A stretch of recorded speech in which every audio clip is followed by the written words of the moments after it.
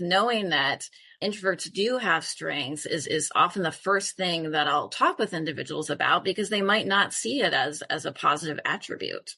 But once you do, how do you discover your strengths? One thing that I really like to think about is, how can you reflect upon a recent past time where you felt energized in the way that you feel energized as an introvert, which we know is different for an extrovert? And so think about that past time where you felt that energy, and what was that story? And through that, what skills were you utilizing during this time that you were energized?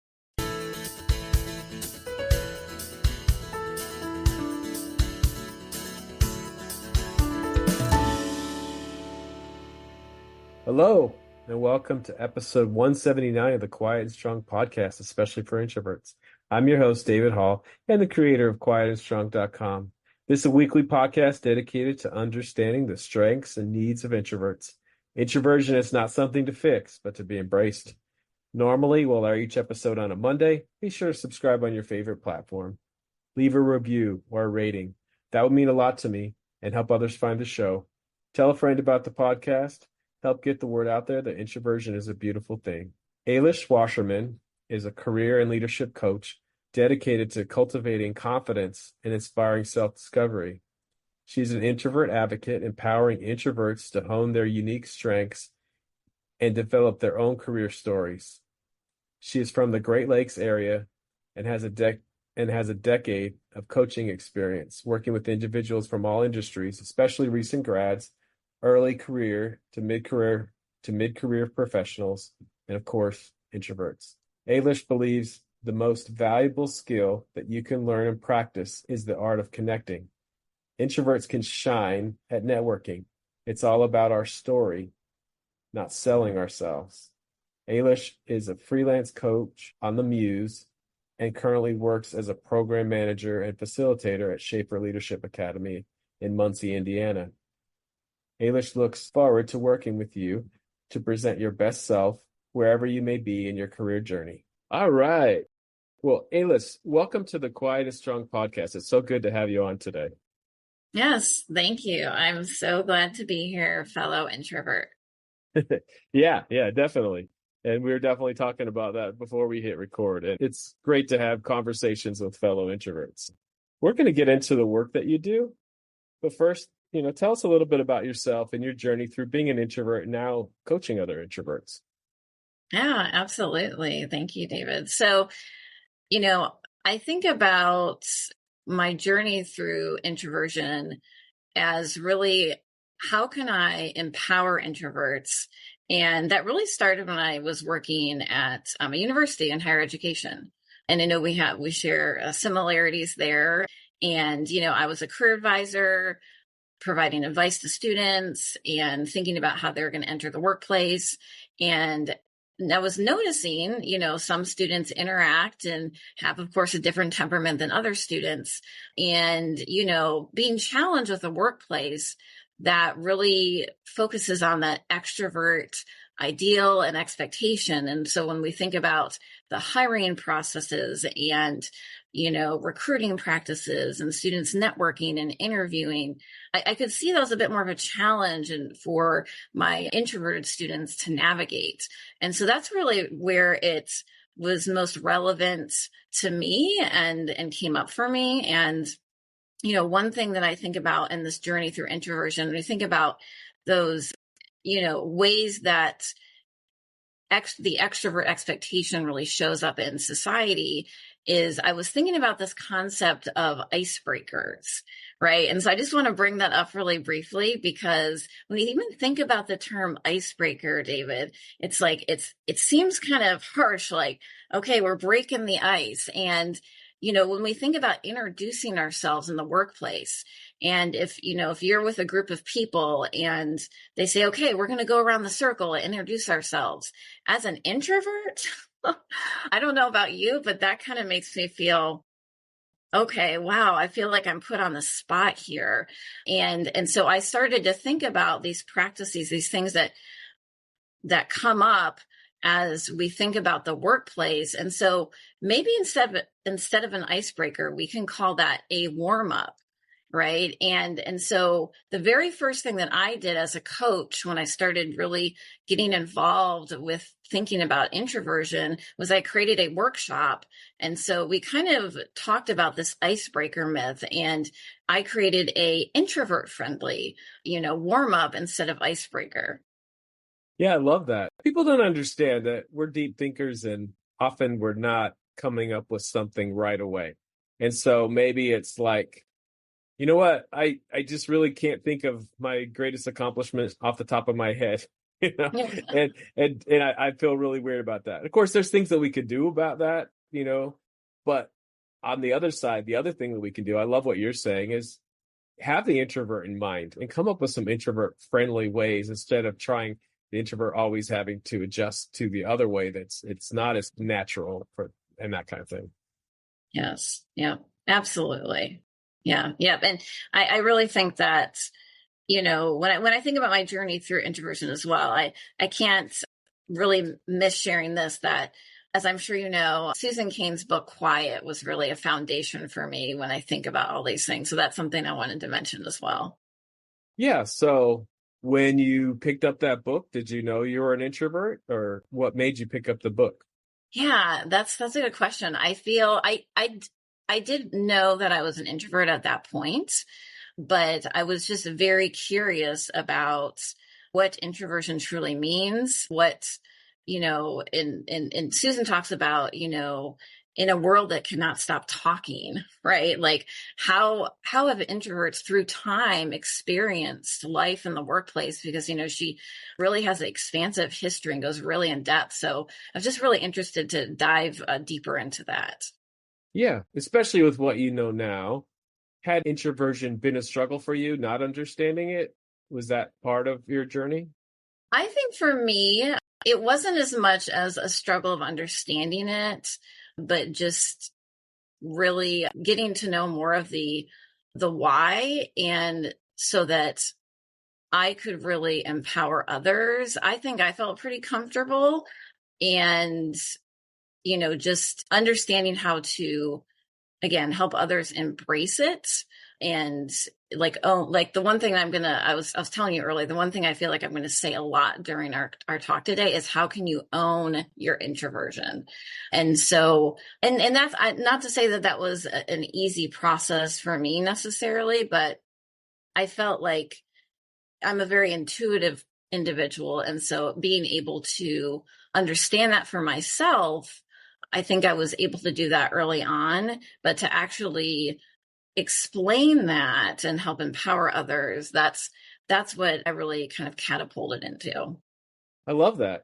And I love that you shared that, because I want to make this clear that not all introverts struggle. And I did. And many of my guests say, I felt like something was wrong with me. But not everybody feels that way. Some people understand who they are from the beginning, and that's amazing.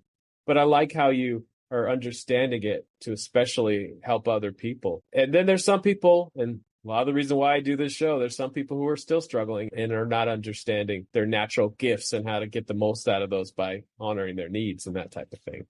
Yeah, yeah, absolutely. And one thing I do want to share when I think about, my discovery of myself as an introvert, and one thing I wanted to make sure to bring up is really this concept, and it's almost like a metaphor, but thinking of myself as a chameleon and that kind of image, because I think one thing that I experienced, and this isn't necessarily a good thing, but I think that as an introvert, the experience of being able to blend into my environment and be a chameleon, so that, no matter what situation or environment that I'm in, that I am able to just really interact and match the energy of people around me. In some circumstances, I think that that can be helpful. I can connect to others. However, I also don't want to fully change who I am as an individual, and I really want to bring my gifts forward as an introvert. But that that's just an experience. When I think about my discovery of introversion, I wanted to share that kind of chameleon, experience, because that's made me reflect a lot on this journey. Yeah, yeah, and that's fine. But as you said, though, it's a problem when you're not being your true self, when you're not being your most effective, when it's draining you, you know? Mhm. So definitely, and that's a lot of what we're going to talk about today is how to be your authentic self and how to get the most out of your natural gifts. So Yeah. what's a strength that you have because you're an introvert? Yeah. So, I think, and I want to share, there's so many strengths that introverts have out there, and really encourage everyone to think deeply about that. For me, I think about kind of two strengths that go together, especially thinking about myself as a coach. And the first one is for me being a deep processor and observer. And so somebody who notices the details. I know in my work, in my full-time role, I'm the individual on the team where they're like, okay, send this to Eilis because she's going to notice what's missing here. She's going to pick out the errors, and so seeing the possibilities and seeing things that others might not, and, asking also those questions, pausing and asking those questions to think about what else. I think that is really a strength of mine, and also connected to really a secondary strength in being a coach, and also being very empathetic, but just noticing and having a presence as a coach. So if I am having a presence as a coach where I'm noticing the individual in front of me, and I'm not just noticing what they're saying, but I'm noticing their nonverbals, I'm noticing how they interact. And so having that kind of intuitive way of connecting with another individual. So yeah, it all goes back to that kind of that deep processing and observing. Yeah. So when did you decide to be a coach? Yeah. So I decided to be a coach. It's a great question. It kind of came up naturally for me. As I mentioned, I was in higher education, and so I started being a career advisor working with students. And coaching is something that, came up in the last decade, where I was thinking about how can I really develop and connect to others. And specifically, I started in career development. So again, career advising, and, that started with job search, resume, interview, those types of skills. But what was really powerful for me as a coach was my mission as a coach is to focus on cultivating confidence and inspiring self-discovery. And so I like those conversations where we really dig deep and, again, do that deep processing together. Yeah. And so you work mostly with introverts, correct? Yeah, I work with everyone, but yes, I definitely focus on working with introverts. Okay. And so why might sometimes extroverted advice not work for introverts? Yeah. That's a great question, David. And I think that goes back to just this extroverted atmosphere and ideal that we live in. So I think that extroverted advice doesn't take into account first of all, the gifts and strengths that introverts naturally have.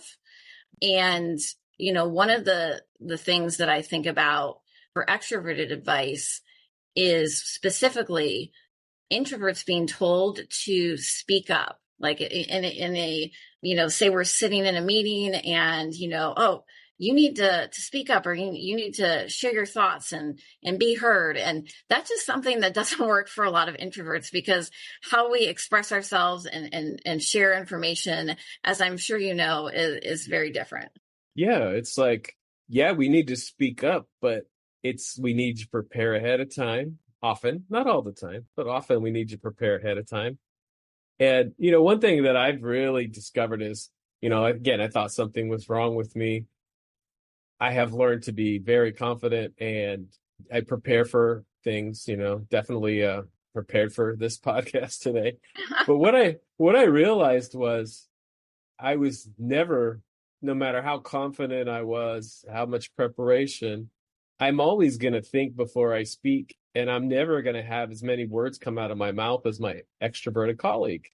And that's okay. But it's just they generally think out loud. And so they're going to speak up more.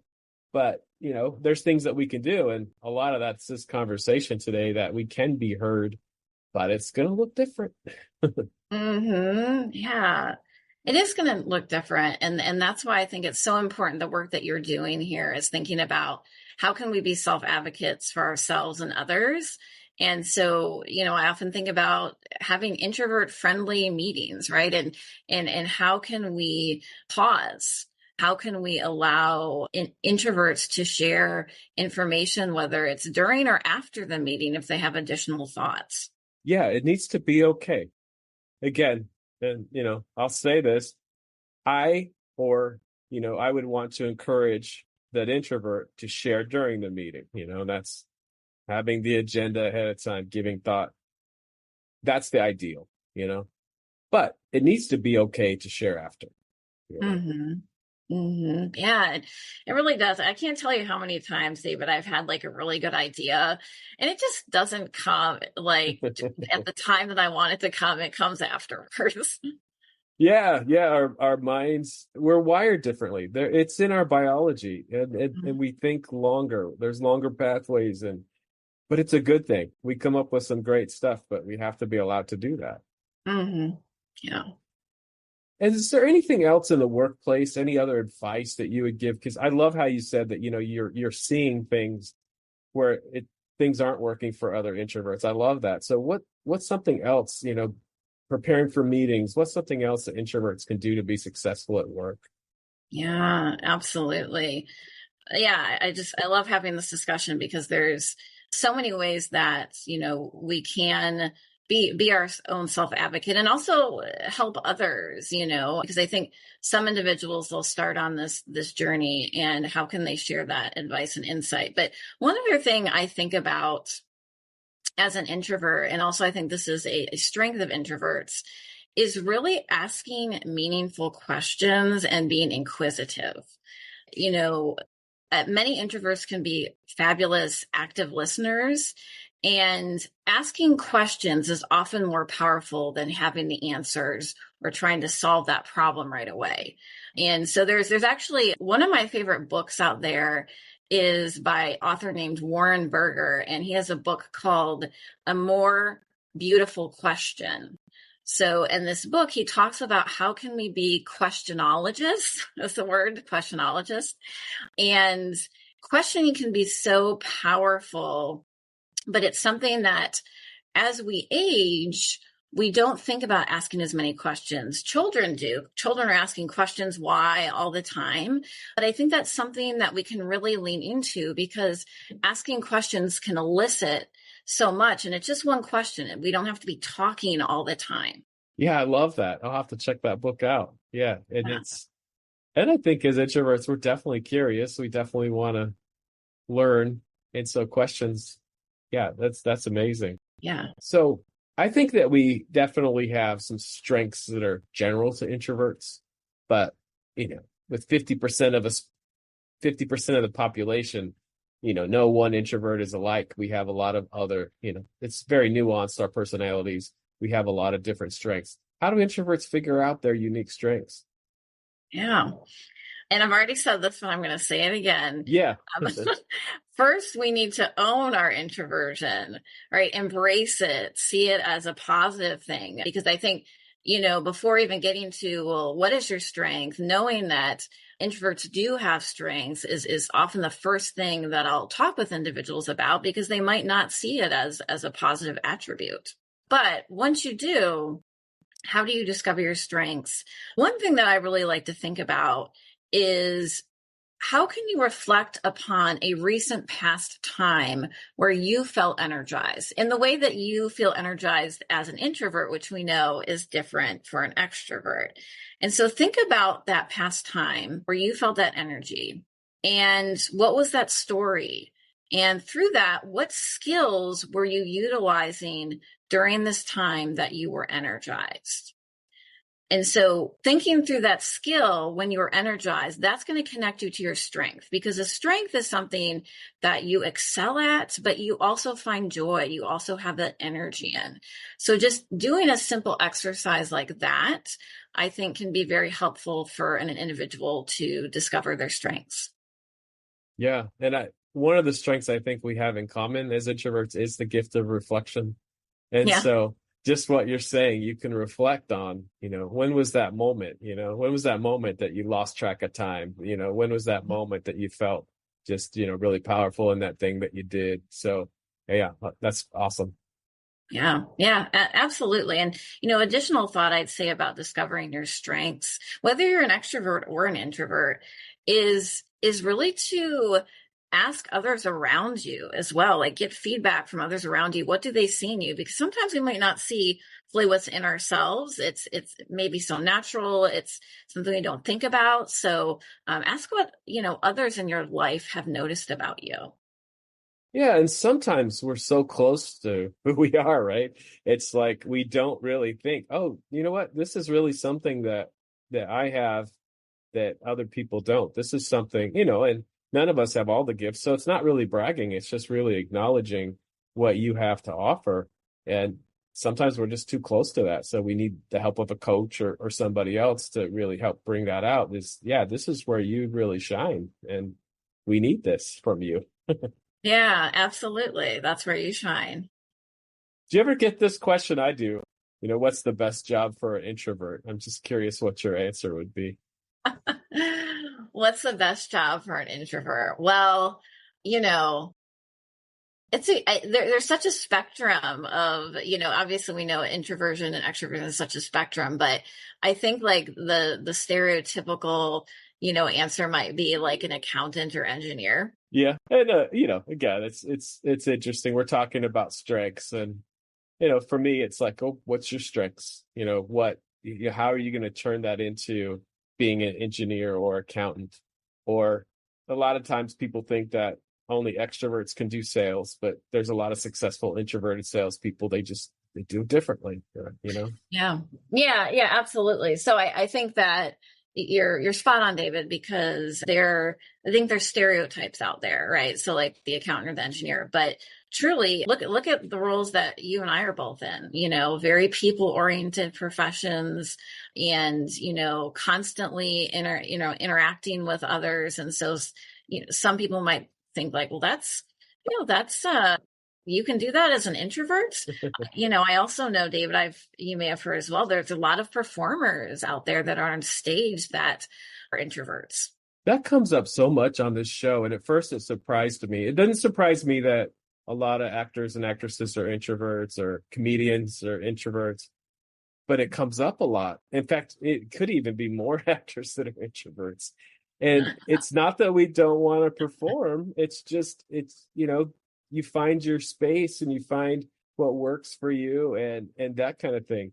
And now I get that. I get that as a podcaster. Like, wait, you can't be I'm like, no, I love this. I absolutely love this. I have to prepare, We had a conversation before today, and that's very helpful. If we didn't talk at all and just hit record, it probably wouldn't be as good of a show, because we both needed to just think about, okay, what do we want to talk about today?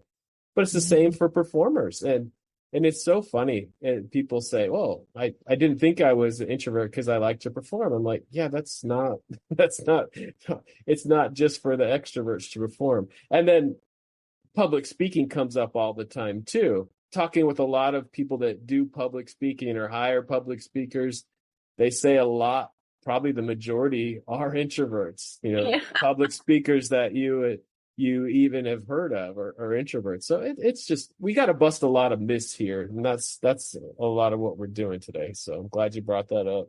Oh yeah. Oh yeah. I appreciate you, busting that myth with me because, I'm a facilitator, right? Anything about public speaking and I'm sure you can maybe relate to this, but I don't know how many times an individual says, "Oh, you're an introvert?" Like it doesn't seem like it.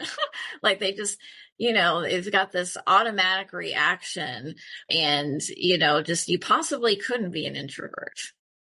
Yeah, and it's just so much misunderstanding about what it is. Yeah, we think deeply, but because we think, that's a reason why we want to perform or give speeches or facilitate, because we have a lot to share. It's just the way we share it and how we need to prepare looks differently. But it's not that we don't want to share.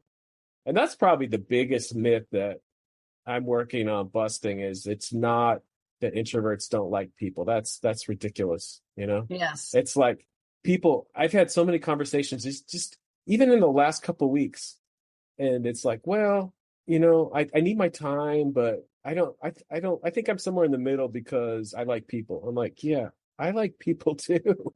I'm an introvert. I like people. We all do. It just looks a little different, like I don't know about you, but I am not going to get really excited about being dropped into a networking event with 100 strangers and bouncing from person to person. I'm not going to get excited about that. But having some deep conversations in that room, I'm going to love. Yes, yes, absolutely. Yes. And introverts can be fabulous networkers, but networking is a loaded term that has a lot of people thinking a lot of things about what it could be and what it is not. Well, let's talk about it. What could it be? Yeah. Especially for introverts. Yeah, absolutely. Well, I'm excited. I was, really excited to talk about networking because it's something that, David, I talk about all the time. And it really goes down to that networking. When I think about it for introverts, it's reframing what that word even is. Like take the word network and just, throw it over here because it's storytelling. And so that's like how I would like to reframe it is that networking is making meaningful connections with like-minded people through storytelling.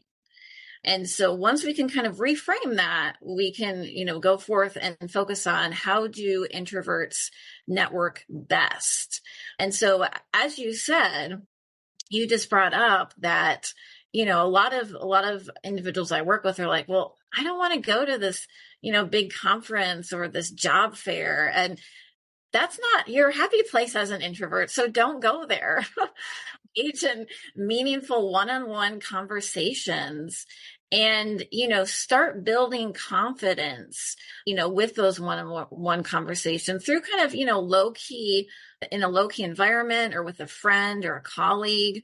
I think one of the worst parts of networking sometimes for introverts, David, is the anticipation before the conversation starts. Yeah.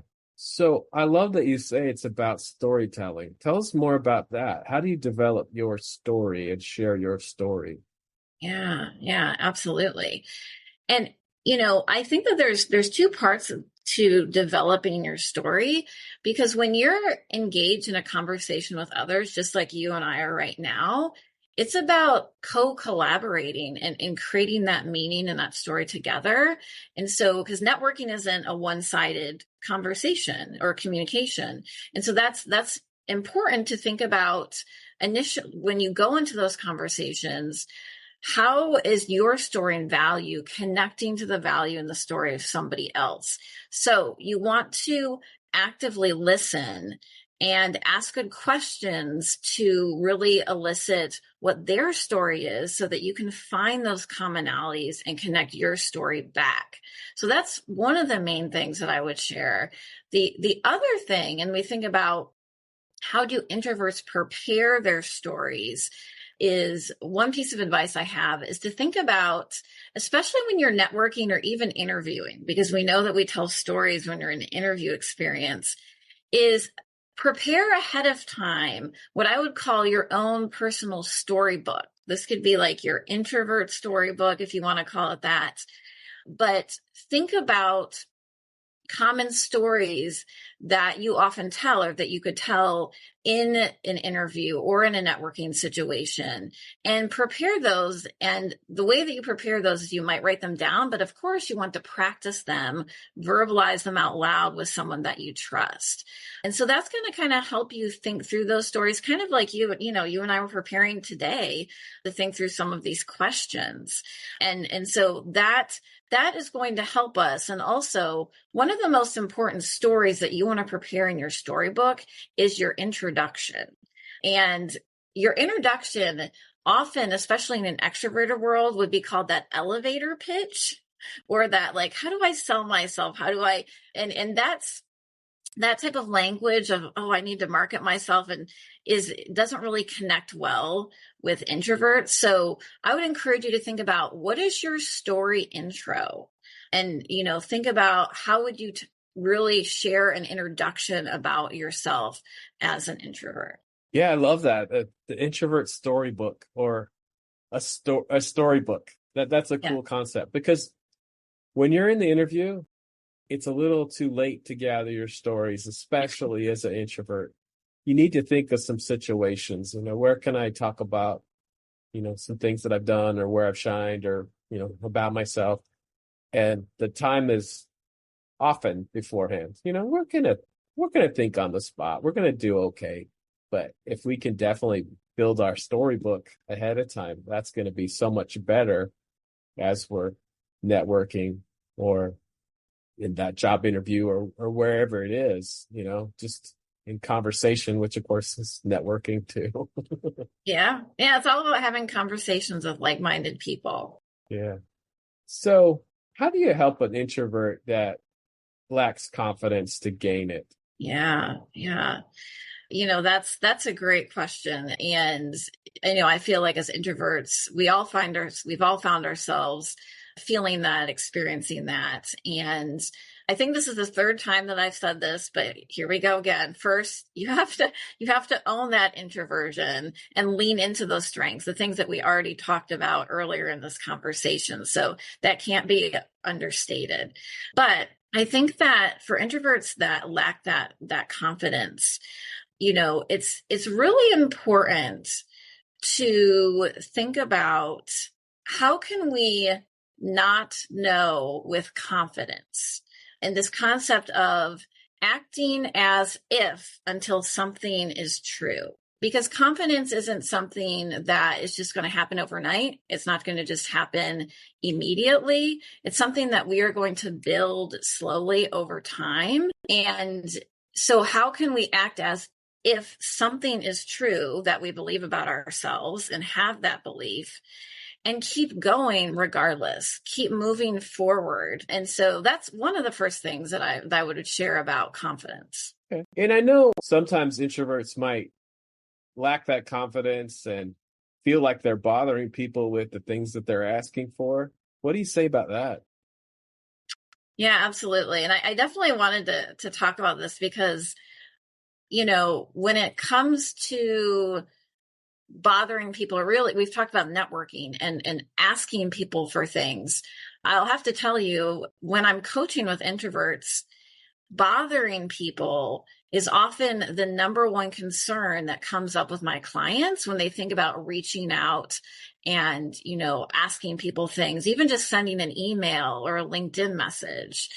And so I think it's really important, when we think about this concept of bothering, that, we pause and we step back and we dig deep and we explore, why are we feeling that way? And thinking about, one thing that I would encourage introverts to do is to flip their orientation. So imagine that they're the person that they're reaching out to. And how would you feel if somebody reached out to you? Would you feel bothered? And most of the time, a lot of my introverts that I work with are like, I wouldn't feel bothered. They can reach out to you. It's like me saying to you, David, hey, like, I don't know if I want to bother David, but maybe I should reach out to him. Yeah, you should. So that's one piece of advice. But, I think that the other thing about bothering and asking for things that we want as introverts is really practicing and honing the skill of being assertive. And this is something I talk a little bit about in the LinkedIn course that I developed for introverts. Being assertive is something that I'm constantly working on because it's not natural to me. And it's a good trait. It's a good skill. Some people see assertive as, oh, that's negative. Like being assertive is too aggressive, but it really shows that you can directly and confidently communicate your perspective. Yeah. So if we're not feeling confident, if we don't feel like we can ask people for things, it's really, to me, it seems like it's about changing your thoughts and your limiting beliefs. How do you do that? How do you change your thoughts? Yeah.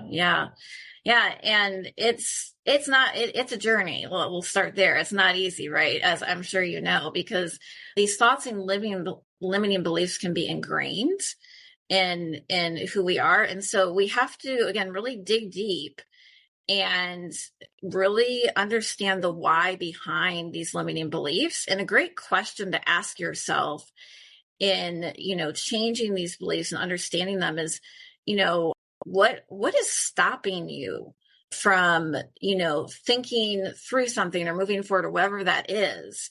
And we want to take this belief that we have and turn it around.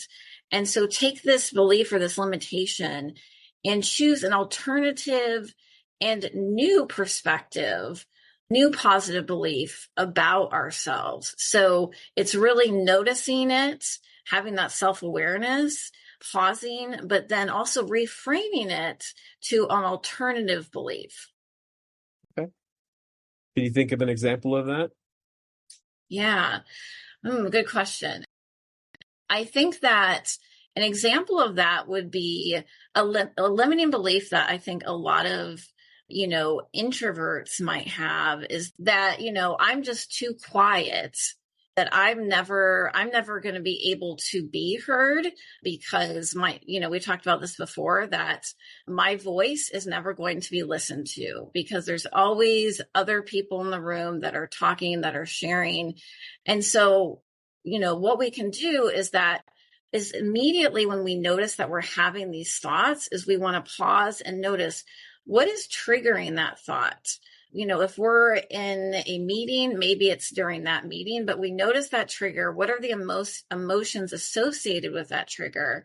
And then we can think about, okay, well, if I feel like I'm never going to be heard, how can I reframe that and say, what is also true here? And how can I reframe this and think about how can I communicate and again, own my introversion. So instead of I'm never going to be heard, I, as an introvert, am going to be able to share my voice, in a way that is meaningful in a meeting that connects in a different way than others might connect. Yeah, that's a great example. So taking all of this and the work that you do, how do you help introverts find that career and head towards that career that's going to be rewarding for them? Yeah. And, I think the first piece of advice I would share about that is think about all the introverts that have gone before us that are doing the things that we admire, right? So if you admire podcasting, talk to David, right?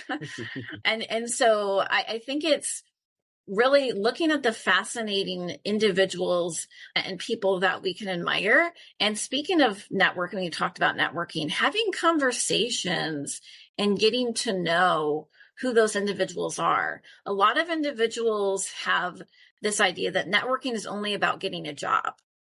But networking, telling your story, is learning about others.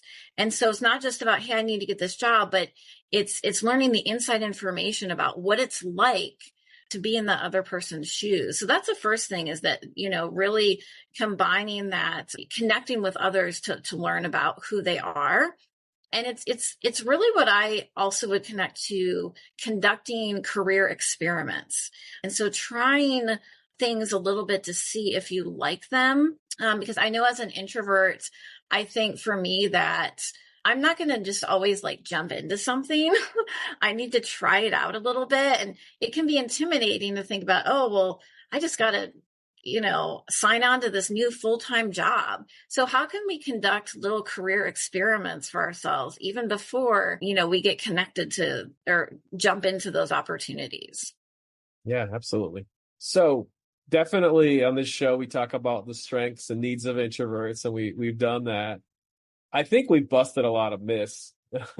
Yeah. But how about this myth? People often say, oh, introverts, they can't be great leaders. What do you think about that one? Oh man, how much time do we have, David? No. So 100%, yes, introverts can be fabulous leaders. And, I currently work in leadership development. And so I think about this all the time. And, I would love for our listeners to think about the leaders in their life and what makes them a great leader and why. And chances are many of those individuals are introverts. And so, leadership just isn't about charisma and those, very obvious leadership traits. I will share, and I share this all the time so that people that know me, my favorite introverted leader is Abraham Lincoln. And, when you think about him, he was an amazing storyteller. He was an amazing, orator. But what really came through in his introverted leadership, I think, was humility. It was his humble style of leadership. Okay. All right. So yeah, I had to ask you that one. I know you do a lot of work with leadership. But yeah, I love fabulous leaders. That's a good way to put it. But success might look different. The way you prepare, the way you might need some time here and there to think about things and come up with some great strategies. Definitely that there's a myth that it's always that charismatic person that's a great leader, and that's definitely not the case. Yeah. So Absolutely. Absolutely. We can all be leaders no matter where we're at. I think that's important to think. It's not just being at the top, but we can all yeah, have influence in our own way. yeah, absolutely. Eilis, this has been a great conversation. We've talked about a lot of things and the time's gone by really quickly. Is there anything else you want to add that we haven't talked about yet? Yeah, no, it has gone by really quickly, and that's what happens when two introverts really have those deep, meaningful, conversations. No, I mean, I thank everyone for listening, and one thing I think about a quote that I think about when we think about introverts is it's from Ralph Waldo Emerson, and he says, "To be yourself in a world that is constantly trying to make you something else is the greatest accomplishment." So again, own your introversion there. Yeah, I love that. That's great. Well, thank you. And where can people find out more about you and what you're offering and that type of thing? Yeah, absolutely. So I'm a huge advocate of LinkedIn, by the way. So that's something else I encourage introverts to lean into. But you can, connect with me via LinkedIn and see my work there. I recently also, LinkedIn Learning put out a new course that I developed called An Introvert's Guide to Succeeding in the Workplace.